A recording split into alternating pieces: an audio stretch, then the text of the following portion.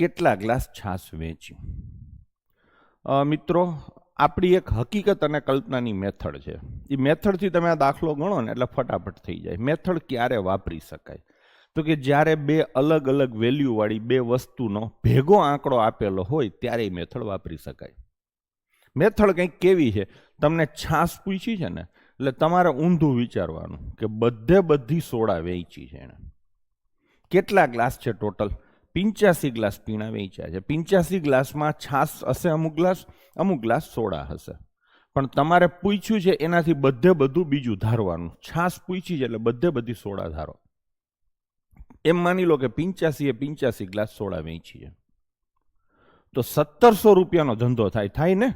85 એક ગ્લાસના 20 રૂપિયા, 85 ગ્લાસના 1700 રૂપિયા થાય. આ આપણી કલ્પના થઈ. હકીકતમાં રૂપિયા કેટલા થયા છે? 1975. હા કે ના?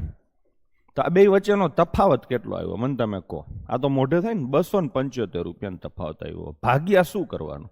તો કે એક ગ્લાસની કિંમતનો તફાવત. એક ગ્લાસના 20 રૂપિયા છે, બીજા કોઈ વસ્તુના એક ગ્લાસના 25 રૂપિયા છે. આમ તફાવત કેટલો આવે? 5. તો ડિવાઈડ બાય 5 કરો. 5 25, 5 25. લો જવાબ આવી ગયો. કેટલા? 55. જે કટ્ટર બીકેપીએન હશે ને એને તો ચપટી વગાડતા કરી દીધું હશે. ઘણાને આ મેથડ સમજાતી નથી. તો લોજિકલી હું તમને આ મેથડ સમજાવું કે આ કઈ રીતે છે. સમજાઈ જાય પછી તમારે આ રીતે યાદ રાખી લો તોય ચાલે અને સમજીને કરો તોય ચાલે. થોડીક વાર લાગે, વિડીયો લાંબો થાય, ચિંતા ના કરજો. આપણે શીખવાનું એવું છે કે જે ટકાટક હોય, દૂર તક સાથ દઈએ. બરાબર ને? અને તમારી જે કહાનીઓ બને, સીસીના ઓર્ડરો લીધા. હમણાં હું એકચ્યુઅલી હું ભૂલી ગયો, મારે એક પોસ્ટર લઈને આવવાનું હતું કે સીસીના જે હમણાં 3-4 દિવસ પહેલાં ગાંધીનગરમાં ઓર્ડરો આપવાના હતા ને, એટલે તાપી બાજુથી આપણા 8-10 વિદ્યાર્થીઓ આવેલા. એ લોકો વારલી, હું નેક્સ્ટ વિડીયોમાં બતાવીશ તમને, મસ્ત પોસ્ટર હતું. હું ઘણા સમયથી વિચારતો કે છોકરા ક્લાસે આવે ને મારી યાર સેલ્ફી લે ને તો પાછળ બેકગ્રાઉન્ડ વ્હાઇટ હોય, કાંઈ હોય જ નહીં, દિવાલ હોય, તો કંઈક રાખીએ એમ. તો એ પોસ્ટર એટલું મસ્ત છે ને કે મેં જેને બતાવ્યું ને બધાય રાજી થઈ ગયા. એટલે એ પોસ્ટર જ હું રાખીશ. આવતા વિડીયોમાં હું તમને બતાવીશ એ ખરો. અને એ છોકરાઓનો દિલથી આભાર. ખરેખર તો બહુ સારું કહેવાય કે મારે જે વસ્તુની જરૂર હતી ને એ જ લઈને આવ્યા. એટલે એક ટેલિપથી કહો કે જે કોઈ પણ, ખરેખર ખૂબ સારું પોસ્ટર છે. વારલી પેઇન્ટિંગ કરેલું છે, મસ્ત પોસ્ટર છે. હું તમને આવતા વિડીયોમાં બતાવીશ પણ ખરો. વાત ક્યાંની ક્યાં પહોંચી ગઈ? આપણે પાછા હતા અહીંયા જઈએ. આને છે ને સમજીને કરીએ. મારી સામે 3 છોકરા બેઠા છે ને મારા સામે ડોળા કાઢે છે. દાખલો 3-4 રીતે થાય છે, હું બધી રીતે કરવાનો છું. સૌથી પહેલા સમજીને કરીએ. બરાબર? સમજાય તો જ હા પાડવાની, નહીતર ના.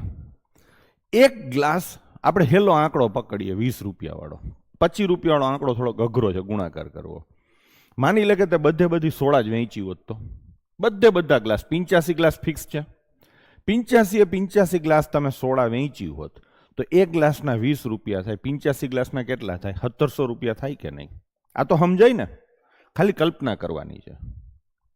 હવે હું એમ કહું છું કે એક ગ્લાસ સોડાનો કાઢી નાખ. 85 ગ્લાસ હતા ને એમાંથી એક ગ્લાસ સોડાનો કાઢી નાખ ને એની જગ્યાએ એક ગ્લાસ છાશનો મૂકી દે તો 5 રૂપિયા કિંમત વધી જાય કે નહીં?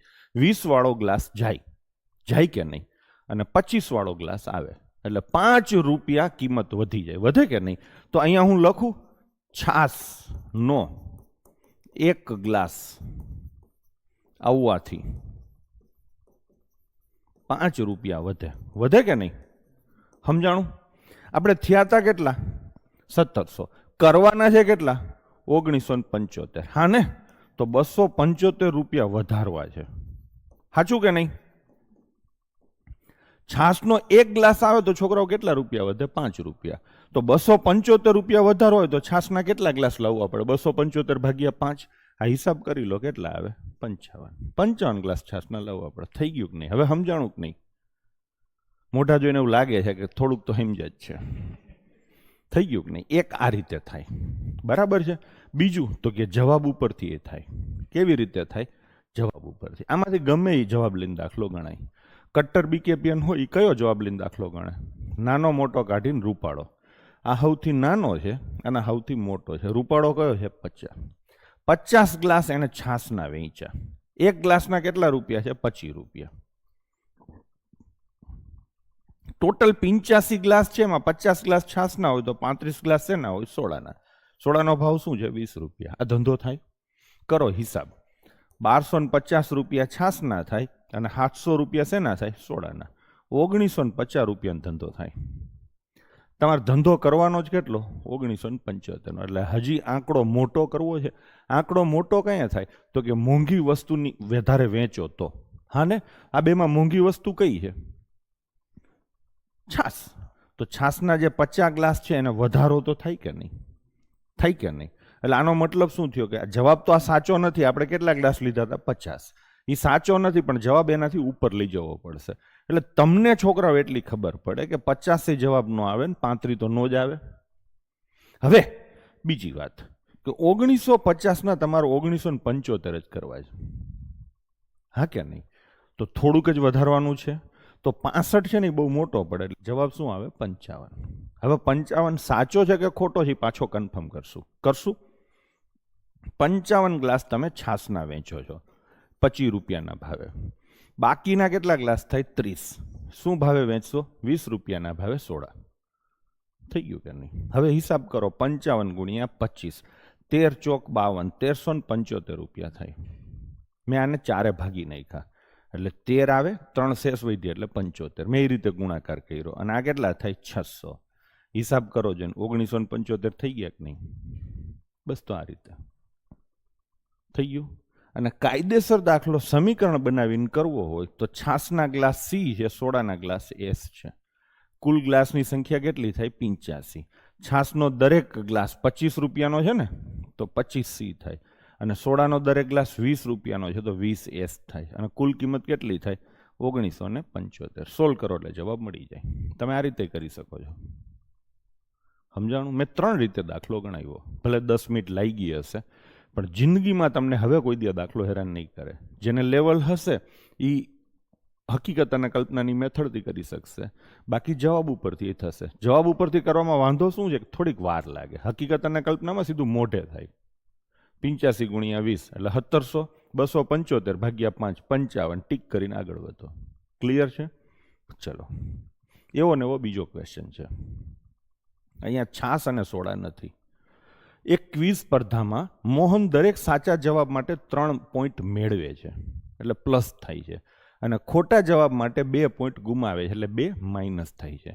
જો તે 30 પ્રશ્નોના જવાબ આપે અને 40 પોઈન્ટ મેળવે તો એને કેટલા જવાબ સાચા આપ્યા હશે? આપણે પાછું એવું જ વિચારીએ, બધા સાચા આપ્યા.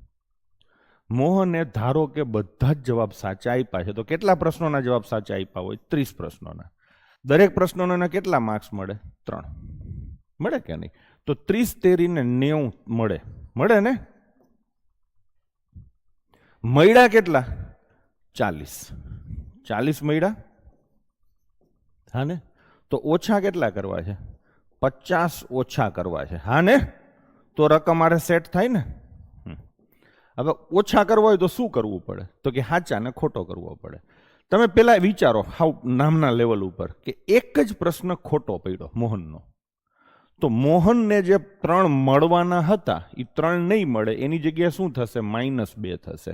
જ્યાં +3 થવાના હતા ને એ નહીં થાય એટલે એ ઉડી ગયા, અને એની જગ્યાએ શું થશે? -2. એટલે 3 પ્લસની જગ્યાએ -2 થશે. એટલે 5 માર્કની નુકસાની જાય એક પ્રશ્ન. એક ખોટો કરે ને એટલે 5 ઓછા થાય.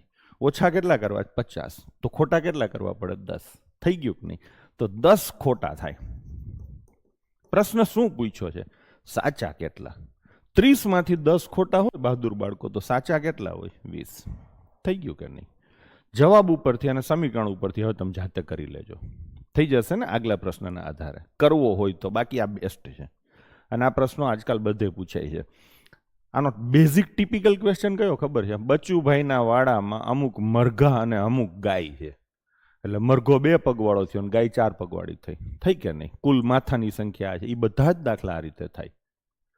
ઘણી બધી મેથડો બજારમાં છે, પણ એ બધી મેથડોમાં કેવું છે કે 2 પગ ને 4 પગ હોય ને તો જ મેથડ હાલે. પણ આજકાલ પેપર સેટ થોડોક ઊંચે જતો રહ્યો છે. પથિકાશ્રમના પાર્કિંગમાં 5 પૈડાવાળા અને 3 પૈડાવાળા વાહન છે, ત્યાં એ મેથડ ન હાલે, પણ આ બધે હાલે. સમજાણું? જ્યાં 2 વસ્તુ મિક્સ થતી હોય અહીંયા બધા મેથડ ચાલે. એટલે સલાહ આપું છું, શીખજો.